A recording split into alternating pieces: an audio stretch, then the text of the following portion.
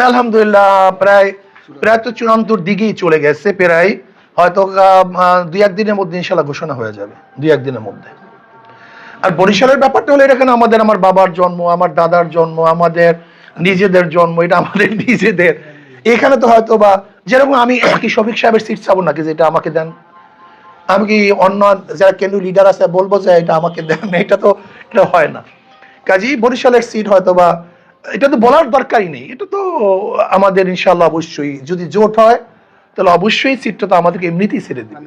এখানে যদি আমিরের সিটি যদি আমির না পায় তাহলে জোটটা কিসের?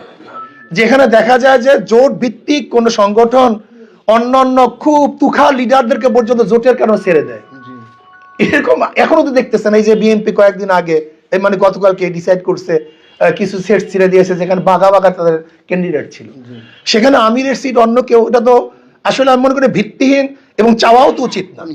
এটা আমি তো মনে করি উদ্ধত বেশি, এটা তো ঠিকও না, এটা তো উদ্ধত হয় আমার মনে হয়।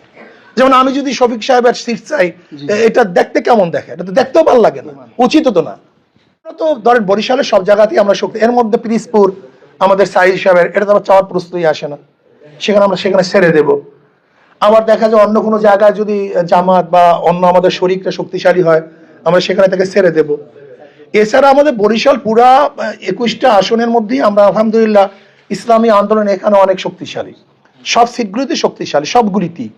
আবার দেখা যায় অন্য এলাকাতে অন্য দল শক্তিশালী, কাজে আমরা তো চাইবো যে যেখানে যেখানে শক্তিশালী সে সেখান থেকে ক্যান্ডিডেট ঢুক, এটা আমাদের মূল নীতি। যেখানে যে শক্তিশালী এটা আমরা দীর্ঘদিন পর্যন্ত কার কমিটি আছে মানে এগুলো আমরা বিশাল জরিপ করছি এতদিন পর্যন্ত, জরিপ করার পরে সেইটা নিয়ে প্রচারণা চলতেছে যে কার এখানে কি শক্তি আছে। নাহমাদু ওয়া সাল্লি আলা রাসূলিল্লাহ, আম্মা বাদ, ফাউযু বিল্লাহি মিনাশ শাইতানির রাজিম, বিসমিল্লাহির রহমানির রহিম। ইন্নাল্লাহা লা ইউগাইয়িরু মা বিকওমিন হাত্তা ইউগাইয়িরু মা বিআনফুসিহিম, সাদাকাল্লাহুল আলিয়্যুল আযীম। আসলে আজকে এখানে আমরা একত্রিত হয়েছি, দীর্ঘদিন পর্যন্ত সাংবাদিকদের সাথে আমার সাক্ষাৎ হয় নাই, আলোচনাও হয় নাই। দীর্ঘদিন পর্যন্ত বিভিন্ন কাজে ব্যস্ত ছিলাম, অন্য এলাকায় কাজ করেছি, ভিন্ন ভিন্ন সাংগঠনিক প্রোগ্রামগুলি সেরেছি। এর জন্য সাংবাদিকদের সাথে দীর্ঘদিন পর্যন্ত আলোচনা হয় নাই, একসাথে বসাও হয়নি।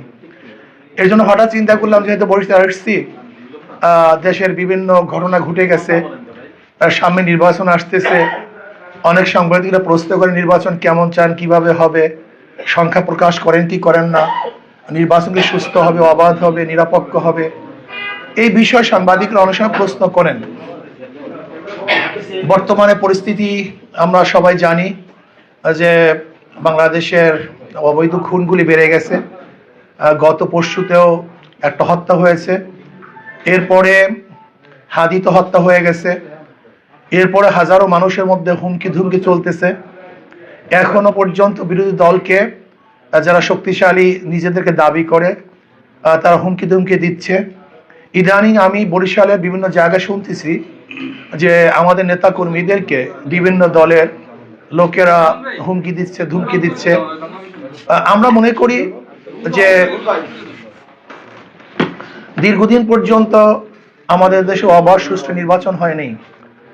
বাংলাদেশের প্রত্যেকটা নাগরিক চাতক পাখি নিকে তাকিয়ে আছে আগামীতে সুষ্ঠু অবাধ নির্বাচনের জন্য, যেখানে তারা নির্বিঘ্নে তারা ভোট অধিকার প্রয়োগ করতে পারবে, যেখানে মারামারি থাকবে না, যেখানে পেশি শক্তি ব্যবহার করা হবে না, কালো টাকার সরাসরি যেখানে থাকবে না, যেখানে প্রশাসন থাকবে নিরপেক্ষ।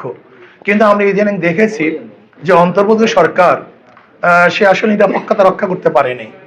যেমন দেখা যায় বিভিন্ন সময় দুই তিনটা দলকে নিয়ে তারা বৈঠক করে, তার মানেটা কি? যদি দুই তিনটা দল নিয়ে বৈঠক করে তাহলে অন্য দলকে তারা অবজ্ঞা করছে, এটা তার নিরপেক্ষতা হারিয়ে ফেলছে, এটা বৈষম্য আমরা দেখছি, এটা ঠিক না। হয়তো বা সে রাজনৈতিক দলের সাথে করবে, মিটিং করবে, সবাইকে নিয়ে করবে না তো সে নিজের লোকজনকে নিয়ে করবে, এটা খুব সুন্দর। কিন্তু সে দেখছি যে এটা সে নিরপেক্ষতা হারিয়ে ফেলছে। এর জন্য আমরা শঙ্কিত, জানি না আগামীতে সে কোনো দিকে ঝুঁকে পড়ে কিনা, এটা আমাদের দেখার বিষয় আছে। এরপরে আমরা এখনো দেখতেছি যে যারা প্রোটোকল পাওয়ার এখন পর্যন্ত সেই পর্যায়ে যায় নাই, অর্থাৎ সরকারি প্রোটোকল পাওয়ার জন্য সরকারের একটা আইন কানুন আছে, কিন্তু সেই আইন কানুনের মধ্যে না পৌঁছা পর্যন্ত দেখা যায় আমরা সরকারি প্রোটোকলগুলি সেই অনুযায়ী দিচ্ছি। আমি জানি না দেশের কোন ল এই আইন ঠিক আছে কি নাই, এটা আমি আমি বোধগম্য না, আমি বোধগম্য না। এর জন্য আমি জানি না আগামী প্রশাসন কি কোনো দিকে ঝুঁকে যায় কি যায় না, সেই ব্যাপারটা আমরা সন্দিহান। এর জন্য আমি বর্তমান অন্তর্বর্তী সরকারকে বলবো, প্রশাসনকে বলবো যে দেখেন মানুষ চাতো পাখির ন্যায় আগামী নির্বাচনের দিকে তাকিয়ে আছে, মানুষ ভোট দিতে চায়। কাজে আমি অনুরোধ করব যে আপনি কালিমা লেপন করবেন না। আপনি দেখেছেন বর্তমান, আমি সিইসি কে বলবো, আপনি দেখেছেন বিগত দিনের যারা সিইসি ছিল তাদের পরিণতি কি হয়েছে, এগুলি আপনারা সবাই প্রত্যক্ষভাবে লক্ষ্য করেছেন। অপদস্থ অপমান হয়েছে। আমি চাই না ভবিষ্যতে কোনো সিইসি এইভাবে মবের আওতাধীন চলে আসুক, তাদের ব্যাপারে মব সৃষ্টি করা হোক, এটা আমরা চাই না। তারা শ্রদ্ধাভাজন আমাদের লোক, তারা শ্রদ্ধার সাথে থাকবে, সম্মানের সাথে থাকবে, এটা আমরা চাই। কাজে আগামী নির্বাচনে যেন কোনো অবস্থাতেই পেশি শক্তি ব্যবহার করা না হয়, কালো টাকা সরাসরি না হয়, কেউ কাউকে হুমকি ধমকি দিতে না পারে। এর জন্য আমি সাংবাদিক বন্ধুদেরকে বলবো, আপনারা হলো এদেশের মুখপাত্র, আপনারা এদেশের কণ্ঠ, আপনারা এদেশের মানুষের আবেগ, আপনারা এদেশের মানুষের বিবেক। আমি মনে করি যে দেশের সাংবাদিকটা নিরপেক্ষ হয় সেই দেশ কোনো অবস্থাতেই বিপক্ষে যেতে পারে না। যে দেশের সাংবাদিকরা নিরপেক্ষ হয় সে দেশ সুষ্ঠু এবং সুন্দরভাবে চলতে পারে। কিন্তু সাংবাদিকরা যখন নিরপেক্ষতা হারিয়ে ফেলে তখন সেই দেশ আর ভালো চলতে পারে না। এর জন্য আমি আমার সাংবাদিক বন্ধুদেরকে বলবো, আল্লাহর ওয়াস্তে অনুরোধ করবো, আসুন না, আমরা বিগত দিনে বহুত কিছু করেছি এবং তার পরিণতি দেখেছি। শুধু একটা বারের জন্য আগামী নির্বাচনে এবং এই দেশের কল্যাণের জন্য আমরা সবাই নিরপেক্ষ, যে দোষী, যে কালো তাকে কালো বলি, যে দোষী তাকে দোষী বলি, যে সাদা তাকে সাদা বলি, সাদাকে কালো না বলি, কালোকে সাদা না বলি।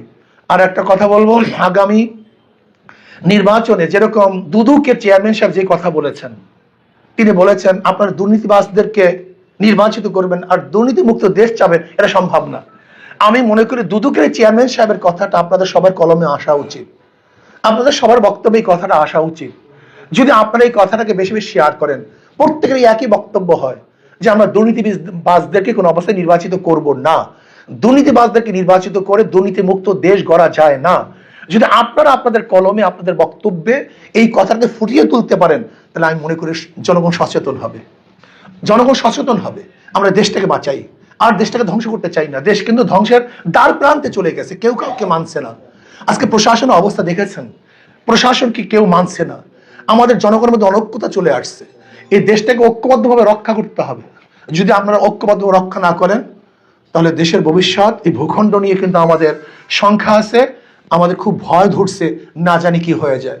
এর জন্য আসুন আমরা সম্মিলিতভাবে আগামী নির্বাচনকে কেন্দ্র করে ইনশাআল্লাহ যারা চাঁদাবাজ দুর্নীতিবাজ তাদেরকে আমরা ভোট দেব না। যেটা বড় বড় শুধু দুর্নীতি না, আপনার গভর্নর সাহেব কথা বলছে, গভর্নর সাহেব একই কথা বলছে, দুর্নীতিবাজদেরকে ভোট দেওয়া যাবে না। গতকালকে তো আমাদের প্রধান উপদেষ্টাও একই বক্তব্য দিয়েছেন, একই বক্তব্য দিয়েছেন। কাজে এই বক্তব্যটা যদি আমাদের সবাই হয়, সব জনগণের হয়, সমস্ত সাংবাদিকদের হয়, তাহলে আমি কি মনে করি, আমি বিশ্বাস করি অবশ্যই বাংলাদেশের জনগণ দুর্নীতিবাজদেরকে চাঁদাবাজদেরকে প্রত্যাখ্যান করবে। আসুন আমরা সম্মিলিতভাবে দেশটাকে গড়ার চেষ্টা করি, এইটা হলো আমার মূল বক্তব্য। এবং অনেকদিন পর্যন্ত আপনাদের সাথে দেখা সাক্ষাৎ হয় না, এর জন্য দেখা সাক্ষাৎ করে আসছি। ইনশাআল্লাহ ভবিষ্যতে ইনশাআল্লাহ আমরা নমিনেশন পেপার সাবমিট করার পরে আবার আপনাদের সাথে বসবো ইনশাআল্লাহ। আমাদের ভোটার এবং যারা আমরা ক্যান্ডিডেট কেউ আসলে পরিপূর্ণ নিরাপত্তার মধ্যে নাই, সেগুলো আমি আগেই বলেছি। এর জন্য আমি অবশ্যই বলবো আইন শৃঙ্খলা বাহিনীকে আরো শক্তিশালী হতে হবে, অবৈধ অস্ত্রকে উদ্ধার করতে হবে এবং যারা ধমকি দেবে হুমকি দেবে তাদেরকে অবশ্যই অ্যারেস্ট করতে হবে। এইটা আমরা চাই। যদি এটা না করা হয় তাহলে অবশ্য সুষ্ঠু নির্বাচন হওয়া সম্ভব না। আমি আজাদ আলাউদ্দিন, আমি নয়াদিগন্তে কাজ করি। জি, তো আপনি শুধু বরিশালের না, আপনি একজন কেন্দ্রীয় নেতা। আর ইসলামী সমমনা 8 দলের যে জোট হলো সেটির আসন সমঝোতা এই ব্যাপারগুলো কোন পর্যায়ে আছে?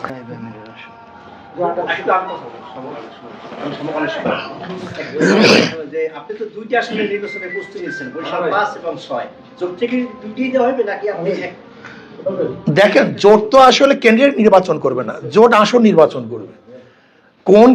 কোন জায়গায় কে নির্বাচনে দাঁড়াবে এটা তো জোট নির্বাচন করবে না।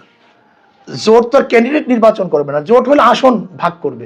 বরিশাল আপনার, বাকেরগঞ্জ আপনার, মেহেন্দিগঞ্জ আপনার, এটা হলো জোটের দায়িত্ব। আর প্রত্যেক দলের দায়িত্ব হলো যেই দল যেখানে পেয়েছে সেখানে কাকে ক্যান্ডিডেট দেবে, এটা সে দলের দায়িত্ব। সেটা আমার দল জানে, সেটা আমার দল। যদি দল আমাকে দুইটাই বলে আমি দুইটাই করবো, দল যদি একটা বলে একটা করবো।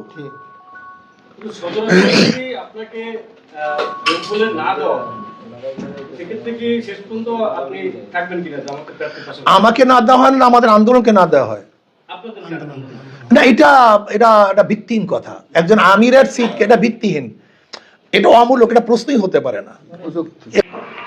আসসালামু আলাইকুম। আমি ফাইন ফিরোজ, আমি মানবকণ্ঠে কাজ করি বরিশাল প্রতিনিধি হিসেবে।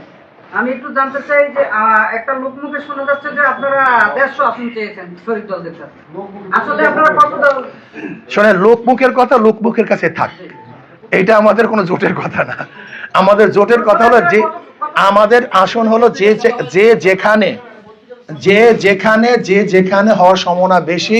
এখন পর্যন্ত এই ভিত্তির উপর আমরা আছি, যেখানে হওয়ার সম্ভাবনা বেশি আমরা সেইটি নিয়ে আলোচনা করতেছি, সেখানেই তাকে আমরা ক্যান্ডিডেট, সেই দলকে আমরা সেখানে দেব।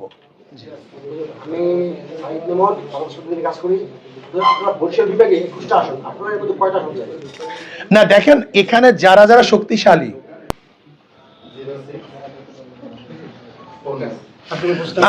আমি আসলে হঠাৎ করে আপনাদেরকে সৌজন্য সাক্ষাৎ, আপনারা আসছেন, আমার কিছু খুব ভালো লাগছে। আর বরিশাল সাংবাদিকদের সাথে আমার এমনিতে একটা অন্তরঙ্গ সম্পর্ক আছে কি নাই, এটা আগের থেকেই আছে। এর জন্য আমি মনে করি যে দীর্ঘদিন দেখা হয় না, এর জন্য আসছি। আল্লাহ আমাদের সবাইকে কবুল করে নেন।